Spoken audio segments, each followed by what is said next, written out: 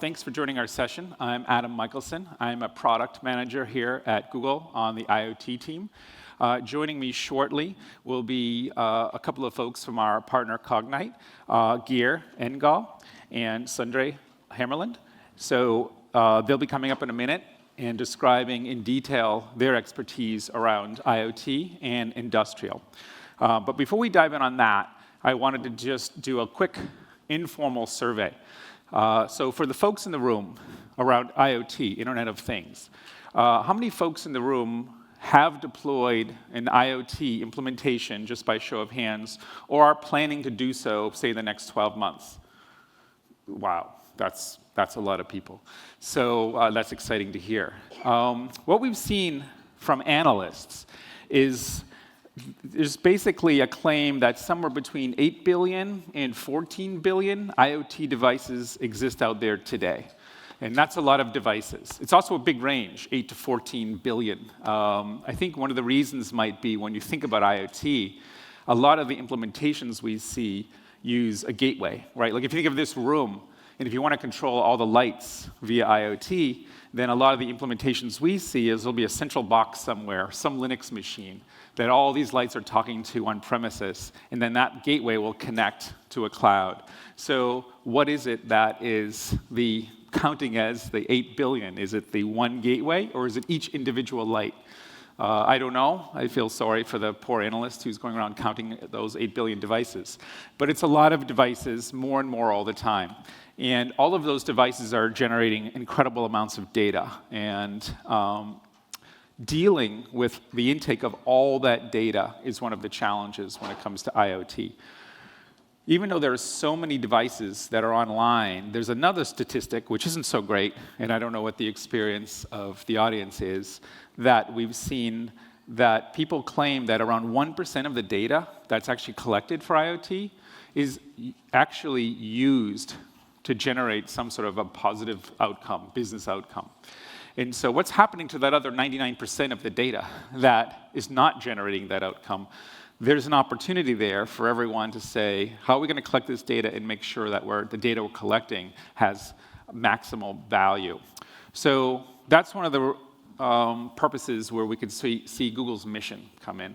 So Google's mission is to organize the world's information and make it universally useful. So when it comes to, say, Google Search, that's easy to think about, pulling up information from lots of websites, organizing it so that it makes sense, providing a nice handy search bar that you could type into, and then at the end giving you useful results. So you tie that chain together. IoT has this same opportunity where we're collecting all this data. It needs to be organized in a uniform way and then made useful. So we think about the lights in the room are collecting one type of IoT data or telemetric data. The HVAC system might be another one. The alarm system is another one. How is all this data being collected, organized to make sense, and then produce a useful outcome that has business value? So that's some of the topics we want to talk about today. But before diving right into the industrial use cases, I just want to spend a couple of minutes and baseline us on what are Google's IoT offerings, so we know what the terms are, and all have a common understanding before we dive deep into the industrial use cases. So this is an image of Google's IoT platform. For those who haven't seen it, it's called IoT Core. IoT Core is a component that exists within Google Cloud services. IoT Core has a few major components built into it. One component is this protocol bridge. That is what will enable us to take these edge devices and safely and securely send that data into the cloud. We often will talk HTTP, or a more popular protocol for IoT is MQTT, which is very efficient for IoT use cases. The other component of IoT Core is this device manager, which allows us to understand each and every device. Both, like the example we were talking about before with a gateway, like in this room if we had gateway of lights, we would understand the gateway that's talking to us, but also each device that's connected to that gateway would want to be known to the device manager. So as data is being sent from these devices into the cloud, we can say, oh, that's a light, and that's an HVAC, and that's an alarm, or whatever it may be. Another component of IoT Core are some edge modules, where we have libraries that you can take, embed into your edge devices that have pre-built connections to IoT Core. You don't have to use those edge components. You can use the raw APIs of the IoT Core cloud modules, but those components are there and extensible for you just for a quick start so you can get your IoT journey going a little faster. Now, behind IoT Core is the rest of Google Cloud. The first module we connect to is PubSub. It's a large message bus that's used across many Google components to allow services to interoperate.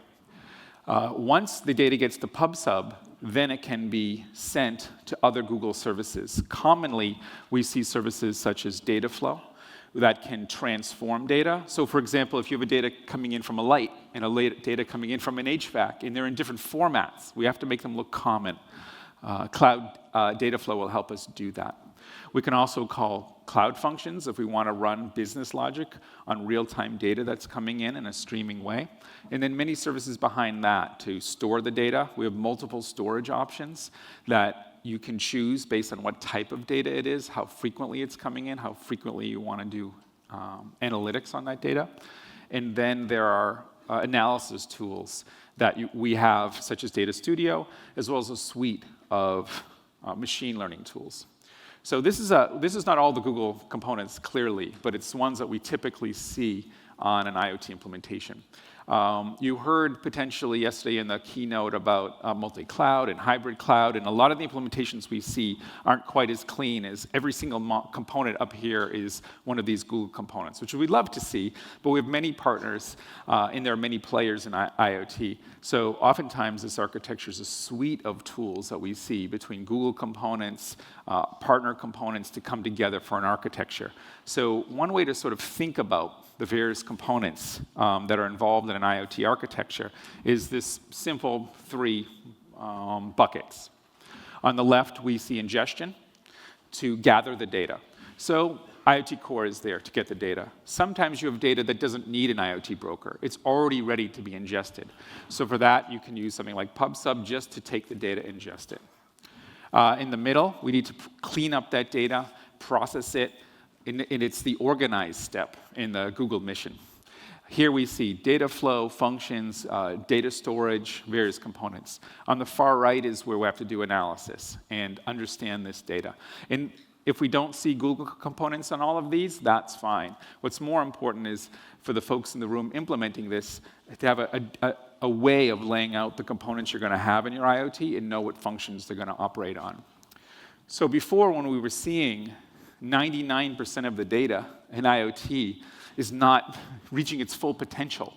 A lot of the reason why is because the process and clean step isn't cleaning up the data as much as we need so that data is looking like it's in data silo from the lights and the HVAC and et cetera. And the other reason is because there's so much of this data. It's not hard for a single device to generate gigabytes of data in a single year if that device is talking multiple times per minute or multiple times per second. And then multiply that times all the devices, and we're talking about an enormous data load to be able to understand that data. So we just don't have the human capital to go through all that data. And that's where tools like let me go back one. The machine learning tools come in that will help us understand, over here on the right, to review all that data so that let the machine look at the data and figure out how to find the insights rather than the people. And that's why ML and IoT go together so well. So on the next slide, I wanted to talk about machine learning, where machine learning also has lots of tools you could use. So what's a framework that we can think about in terms of which ML components we want to use? And this is another block of three. So here on the left, we have Google components that are pre-built, ready to use. Our data, our model, meaning, for example, vision. We have a Google Vision machine learning component that you can upload an image. Pizza, here's a pizza. And Google will say, I think that's a pizza. And then you can go ahead and use that data. Or it's a building, or it's a dog, that sort of thing. And these components on the left, there are more and more of them all the time. Very simple to use, a great place to start your ML journey with all this data. But oftentimes you'll see, okay, I know that's a pizza, but I run a pizza company, And I want it to know that it's one of my pizzas, because I have all these different pizzas that I make. So how can I train that model? And that's where the middle components, the retrained models, AutoML, will come in. So like AutoML Vision is a tool you can use, and the models are pre-built, but the training is not. And here, you'll upload an image and say, here's pizza, and it's my supreme pizza, and here's another one, and it's my whatever, deep dish, and these are the others, so that Google will learn those images. So when it sees images of those in the future, maybe as the pizzas are coming out of the oven, and you want to make sure it's matching what the customer ordered, somebody could take a picture of it, match the point of sale, and say, yep, that's the supreme pizza, just like the customer ordered with extra mushrooms. And that's where tools like AutoML can come in. Any of that training you do is your data. None of it would filter into the left. None of it filters into Google. It's all your data. And then sometimes customers need even more. They need not only custom-trained models, but they need to build their own models. And that's where you'll have a data scientist define the rules you need, define the data sets. You can create tools like TensorFlow, either the open source or the hosted version on Google, and have models that are custom to your business. And customers will often start on the left, use the out-of-the-box ones, and work their way to the right as they need to. Because the more you go to the right, the more coding you have to do. And the more coding you have to do, the less you're worrying about your core business. And so that's why we offer this suite of tools. So with that, we have a baseline of IoT Core and the components. So now what I want to do is invite Geir up, and he's going to describe to you how Cognite has taken these tools, assembled them in an industrial IoT use case, and brought them into the real world. And they'll share with us some of the lessons they've learned and some of the tips for all of us to take advantage of. Geir. Thank you, Adam. Thank you.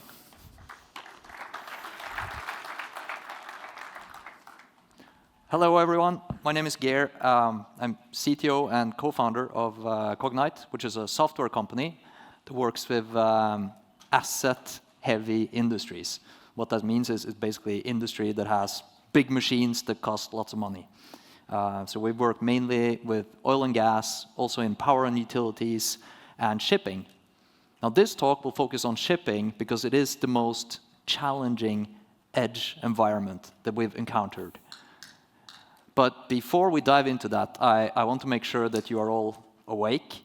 So quick show of hands, how many of you have had a cup of coffee this morning?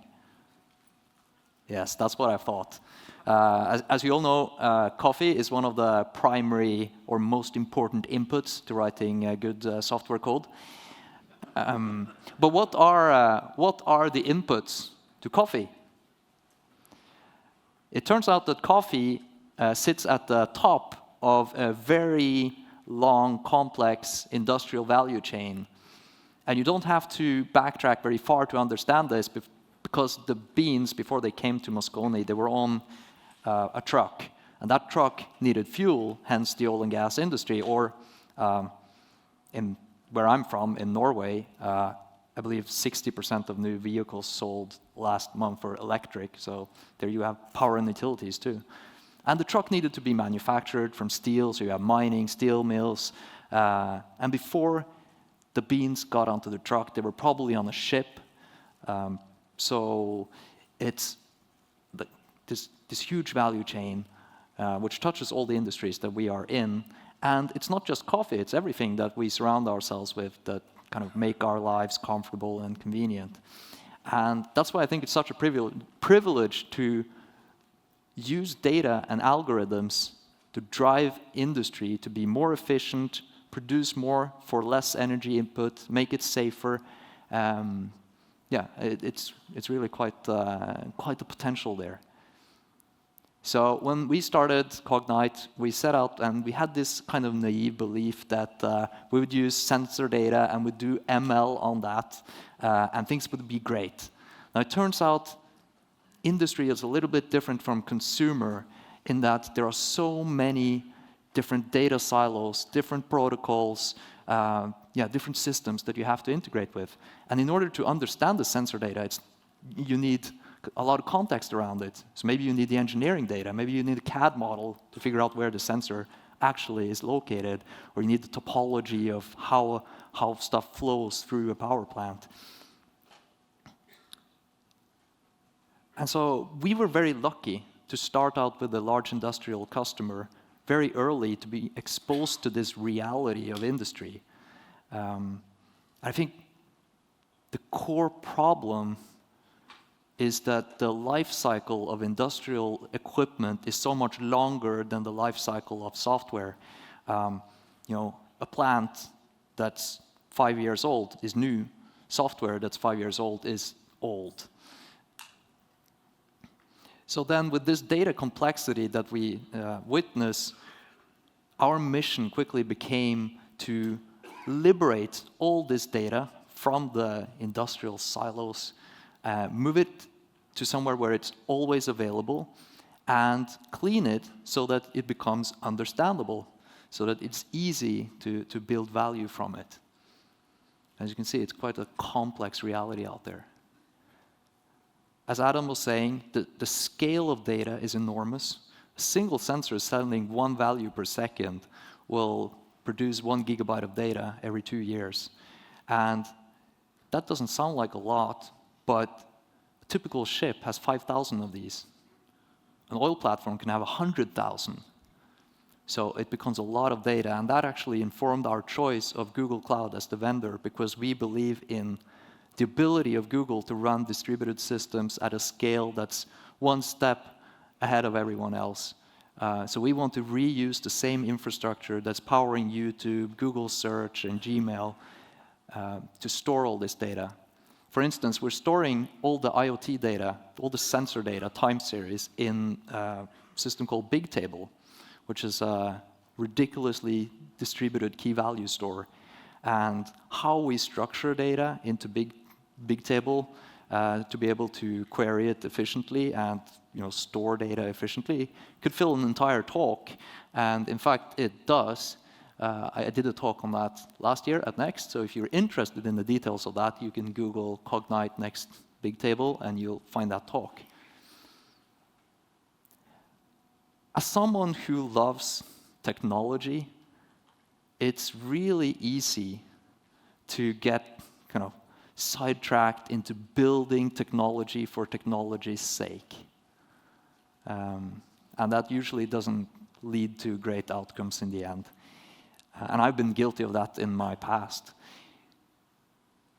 So it makes sense to sit down with the people in industry, figure out what the real valuable use cases are. And some of these use cases will span, we see in every vertical, every industry that we are in, such as fuel efficiency or energy efficiency in general. Nobody wants to waste energy. Energy is a cost. In fact, in shipping, it is the #1 cost. A single % reduction in fuel cost for an average freight ship is a 50K per ship annual savings. And for a fleet of 100 ships, that's 5 million. And by the way, we're not targeting 1%. So our customers estimate anywhere from 5 to 15% savings, depending on the type of ship and the age of the ship. And then there are other use cases which are specific to each industry, such as weather impact on cargo. You want to be able to tell your customer that you didn't damage the goods, and you can measure the motion of the ship at any time, so you can kind of say, hey, look, I didn't go through 2 rough seas.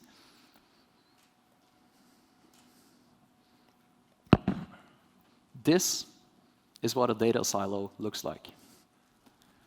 We have this great piece of equipment, a sensor, that is using lasers to measure the torque on the propeller axle on a ship. So it's like a laser underwater sending a beam along the axle. It's reflected, it's detected. It measures the microscopic deformation of the axle due to the force enacted on it. Now contrast that with the way that this data is sent to the cloud. Because what happens is, every day, this guy walks down to the engine control room and writes down the value on a piece of paper, and he goes into a report.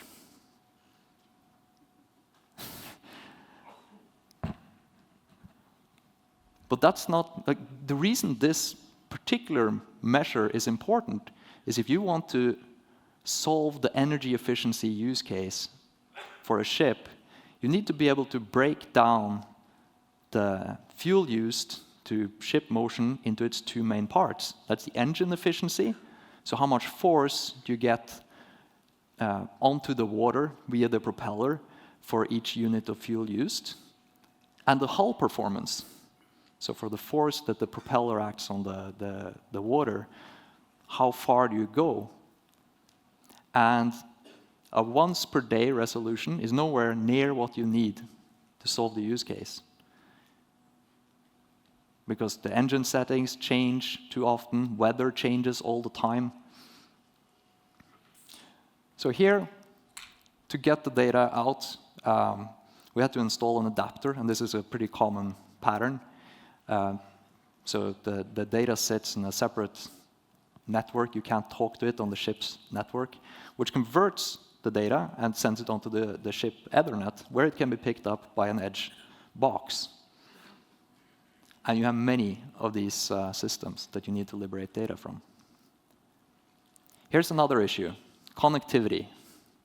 The good news is that you can be connected virtually anywhere on the planet. The bad news, it's kind of expensive, and the bandwidth is not great. One of the things that surprised me about this is that you actually get quite decent latency. Your data can go from the laser to the cloud in 200 milliseconds. I find that pretty awesome. But we have too much data to send over this connection.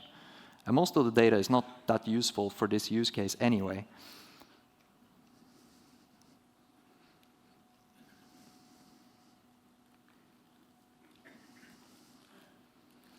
So given those constraints, here's how we approached solving the situation. First, given the bandwidth constraints, there is a need for an edge component. It needs to manage the bandwidth.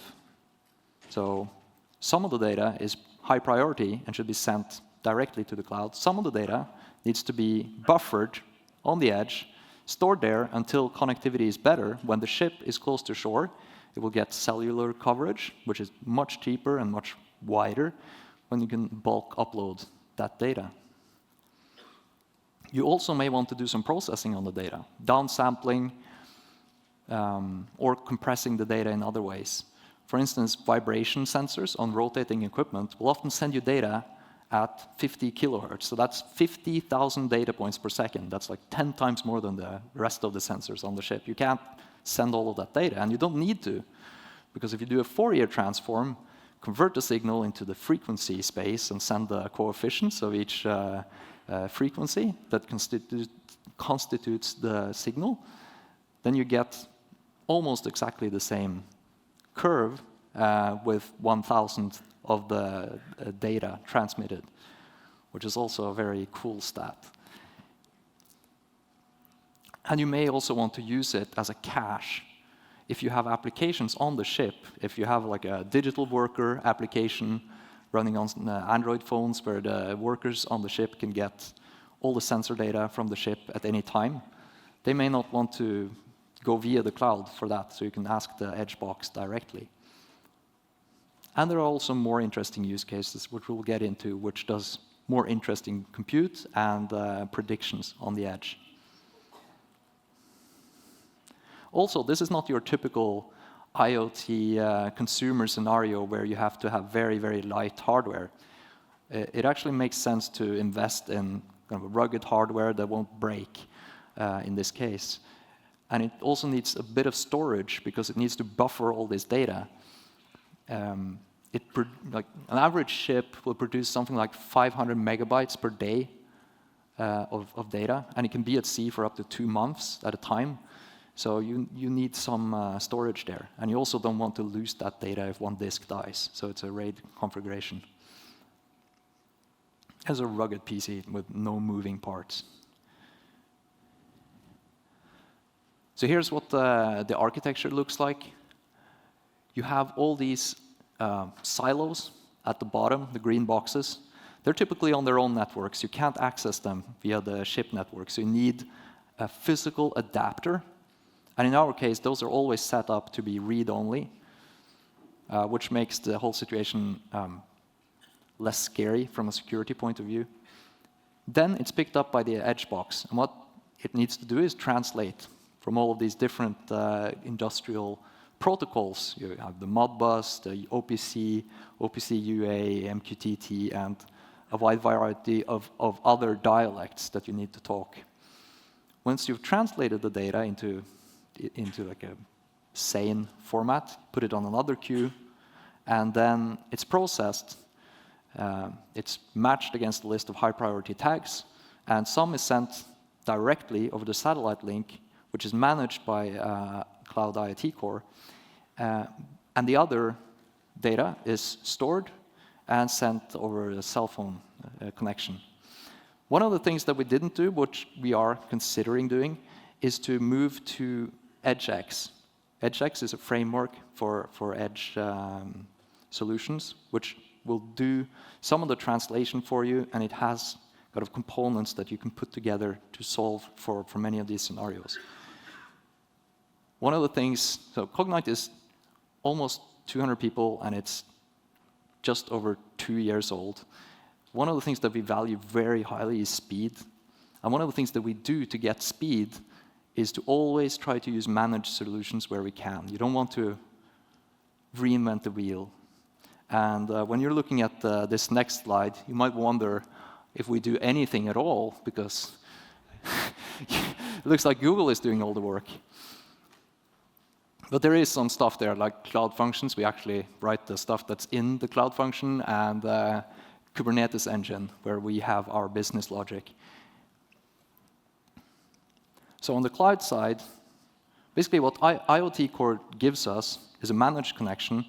We don't need to scale that thing, and it has encryption, authentication is taken care of, and it conveniently puts the data on a PubSub queue, which we use for the rest of our system. So to us, we just interact with the PubSub queue, which triggers a Cloud Function, which translates the data on the queue into API calls to our API gateway.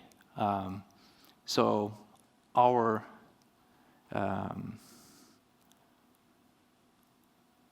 solution is used by many customers in many verticals, many industries, which have slightly different ways of sending data. So not all of it is going through IoT Core, and that's why the API kind of acts as the one gate, which is the common denominator there. That's why you need the translation. Same thing with the daily logs, the backfilled data. It's uploaded to Google Cloud Storage, and that triggers a Cloud Function whenever a new file is uploaded, which does the same translation, so it's the same protocol buffer-based format. Now, when we get to the yellow box, we have a pipeline for processing the data, structuring it so that it doesn't use a lot of space, and computing roll-ups so that you can do advanced queries with millisecond latency. And this pipeline we've run at 10 million data points per second. So every component here, like Kubernetes engine, autoscaler, PubSub scales incredibly well, and Bigtable. So it all scales horizontally, and it's very fast. And then when we do run predictions on this data, we use ML Engine to host those models, and we use Cloud Scheduler to do periodic predictions. So we don't write back to the control systems. So the use cases that we have are about advising, say, the captain, you need to slow down a bit because you're using too much fuel, or you need to clean the hull because there's marine growth, which is slowing you down. It's something that you can do periodically. Maybe you do a prediction every minute, but we do. You can think of cases where you'd want to do streaming analytics when it comes in, but right now it's not necessary. Security. So the edge environment is kind of scary. The control systems that you deal with there are set up. They usually don't have the concept of authentication. So if you can talk to them, you can do whatever you want with them. A couple of principles that we imply. We don't want to invent our own encryption scheme. We let Google IoT Core handle that. We have no inbound routes to the edge. And there's a physically separated network, so we only read to these sensors. So that makes it a lot less scary to be on the edge. But security is definitely a big concern here. So bringing that together, here we have one of the dashboards which will show you and verify that the cargo was not damaged. This is the ship's motion in all the different directions, axles, at 10 hertz with 200 milliseconds latency. So if you're shipping cars, for instance, you could share this with a car manufacturer and really assert that you didn't damage any of the goods. It's also a very important input to the energy efficiency use case, because if you have rough seas, your engine will have to work more. In fact, very rough seas can make the engine shut down entirely, which is what happened with the cruise ship Viking Sky a couple of weeks ago outside the coast of Norway, where you had rough seas and the engines tripped as a result of that, leaving the ship in a very precarious situation. And then when we move on to the more advanced use cases that involve machine learning, you have, of course, anomaly detection, which is very much used in predictive analytics. The models there are usually based on clustering or forecasting. So you're looking for data that you haven't seen before, basically, and then you're alerting someone. Inspection. We have a lot of sensors that are not just pressure, temperature, flow. We have a sensor in our pocket, which is a camera, and you can use that to extract loads of interesting information using image recognition. So inspection, and we've trained, for instance, last year, we trained an AutoML model which detected damaged wires. And you can imagine having drones that fly around and detect these faulty things, or corrosion, which is already being done by some companies. And in those cases, you definitely do not want to send all the footage to the cloud if you're on a satellite connection.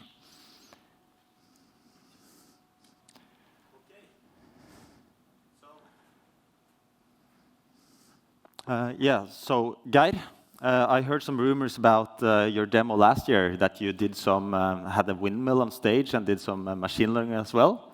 That must have been pretty terrifying. Yes, right? A good demo is exciting to the audience and very scary to the presenter.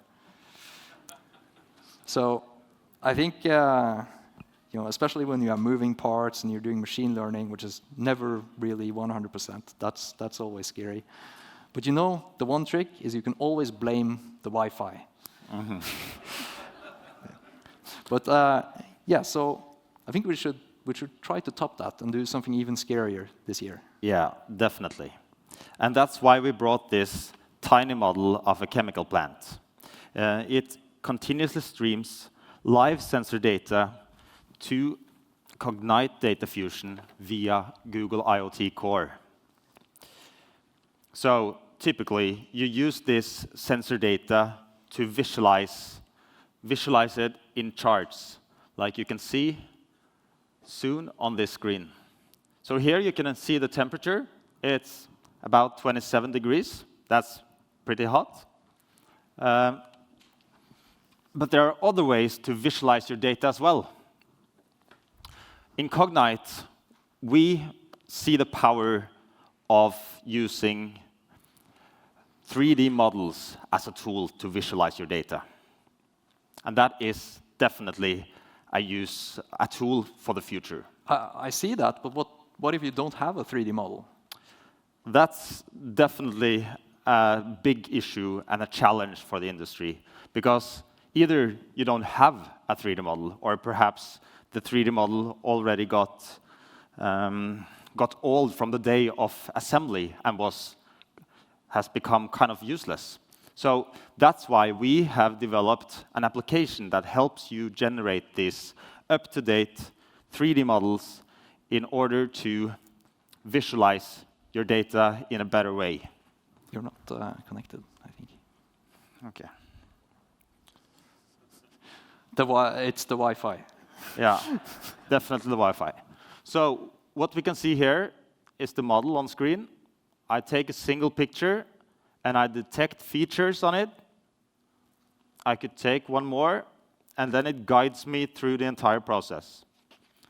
So this is something that I do now on my phone, but this is something that you can do with any kind of camera, and it's not something that you have to do yourself either. Okay, so you just need the photos for this to work. You don't need a special camera. You may wonder why there's a helipad here. That's because sometimes when we run this, we use a drone. Unfortunately, if you look closely on the sign outside the door here, it says no drones are allowed. And yeah, the complexity of getting that permission in time was unfortunately too high for us, but it doesn't matter. You can use anything, like mobile phone or drone or GoPro on someone's helmet. It doesn't really matter. Yeah. So what's happening to those pictures right now? Yeah. Now that I'm finished taking the pictures, I just upload them to Cognite Data Fusion, where the magic happens. And right now, it's processing all the pictures. And should we take a look at the final result? All right, let's try that. Now I'm scared. If not, the Wi-Fi has failed. Come on. Ooh, woo! Yes. And here it is. It looks like we got a nice model too. Good. So suddenly we have a 3D model that's up to date with the exact same dimension, the exact same proportion, and also you get a good overview of the texture on the model as well. But if you want to view the time series in the right context here, I guess you have to do some kind of manual Yeah. So the thing is that this is definitely a really good tool for the future of the industry. But the thing is that wouldn't it be cool if we could link this model with the data that we have inside the Cognite Data Fusion platform? And that's actually something that we can do. So if we take a close look on the tags that are located all around this model, you can see TO2, TO1. Those kinds of tags is something that is present on oil platforms or in ships as well, and identify the different assets. That identifier is something that we also have in Cognite Data Fusion. So what we can do is to use the same pictures that we took here and try to detect all the different tags using Google Vision. And when we have detected them, we store the location of all the different assets and also which asset it is. Shall we see if it got them in the right And the end result is here.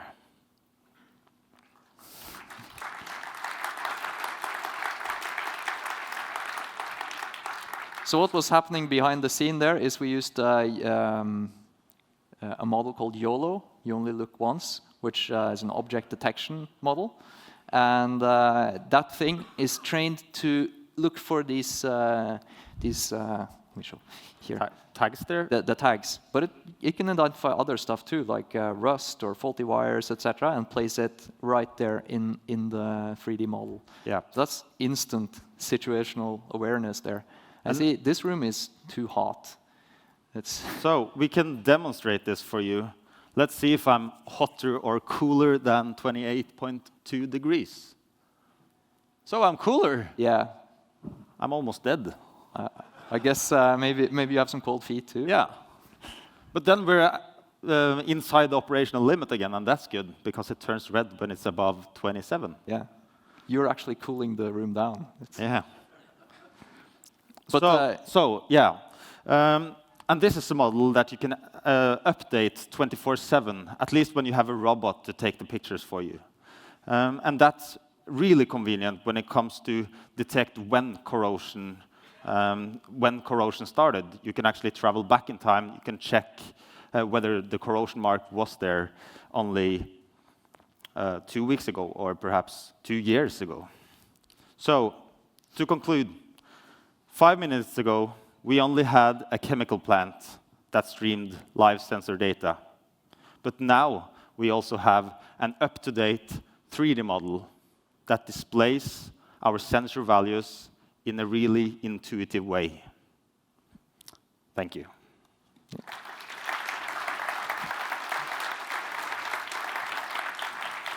And you can do this with real industrial equipment too, where this is data now streaming in from the North Sea, and it identified the plates on that equipment too.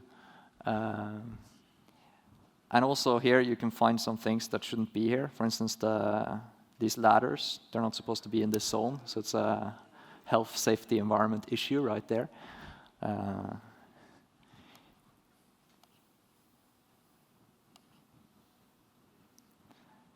Then let's wrap up. Here's my checklist. I wish this checklist was shorter, but it's not. I mean, this is the reality of why it's hard to create value in industry. So you have to start with the valuable use cases. Start with that and talk to the people in the business, because you will depend on them to implement it later. So it better be something that they think is valuable too. Then you need to figure out if you have the data that's necessary to solve those use cases. Usually you have the sensors, but you may have to do some work to liberate the data. And then you need to clean the data, make it so that you can actually solve your use cases. For instance, linking it to a 3D model. It may seem trivial when you have kind of a plant with 4 sensors, but if you have 100,000 sensors and you send a data scientist in to find the right sensors to do predictive maintenance on your one compressor or whatever, it's going to take months if you don't have good tools to figure out what sensor is where and which and relevant to the use case. Then you need to do stuff with the data, so that's algorithms. Usually you don't build your own, you merely apply other people's work. Most companies don't do machine learning research, they do application of known research to new problems. Now, once you're satisfied with those results, you need to monitor the quality of the data, because your model probably won't handle garbage data coming in. And these systems, these sensors will give you a lot of crap data from time to time. There will be connectivity issues, there will be flipping bits here and there. It's a quite challenging thing to do. So you have to build that trust in the data. And then you have to change the way that people work in the company. And there it's very useful if you kind of introduced your use case early on so they know this is not something you made up. In the worst case, you've done a lot of work and you get to this stage and it's like, hey, this isn't useful. That sucks. So, and then last, that's when you've done all those things, you profit. And that's what IoT is really about. Otherwise, it's not sustainable. Here are some pointers to get you started. So for IoT Core, all the AI solutions that Google has to offer. We have a booth down in the lower level under industry solutions. So it's on the left after you've taken the escalator down. Come talk to us there if you have questions. Thank you. And also, don't forget to rate this talk. We definitely appreciate your feedback so that next year we can have an even better talk and an even scarier demo. Thank you.